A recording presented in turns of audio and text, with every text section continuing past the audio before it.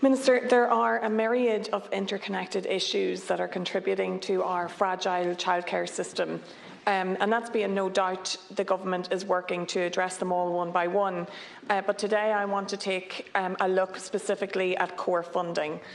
The pay freeze has undoubtedly worked for parents, and we are very grateful for it, a reduction of 25% in fees to grow to 50% in September 2024. That is reforming policy, and we should only build from there. And I do congratulate the Minister on the concept of core funding, but it does have to evolve. In my view, an important part of our existing operating model, a model which I would argue needs to be developed further and further defined, but it does have particular positive legacy characteristics that we should protect. And that, one of those things is the variety of providers that we currently have. We have large-scale providers.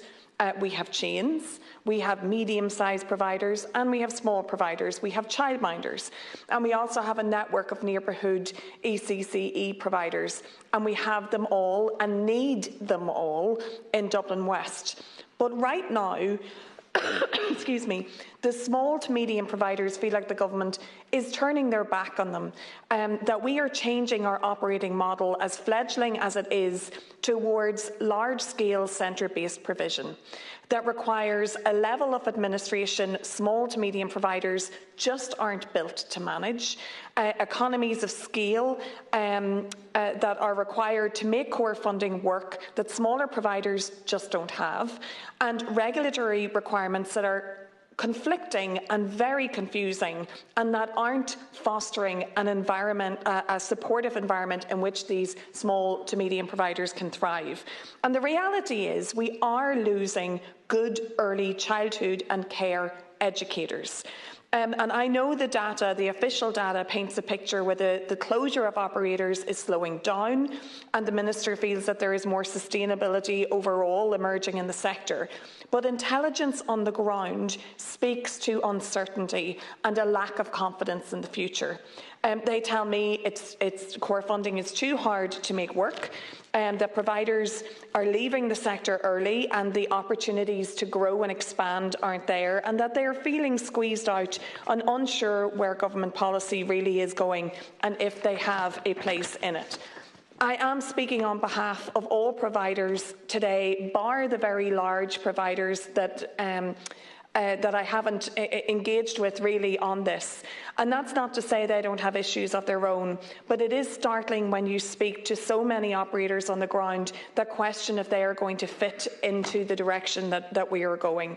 And the answer I give to them is that they will, and that they do, and that we need them, and so do our parents. But they do need to see action in relation to core funding to back that up.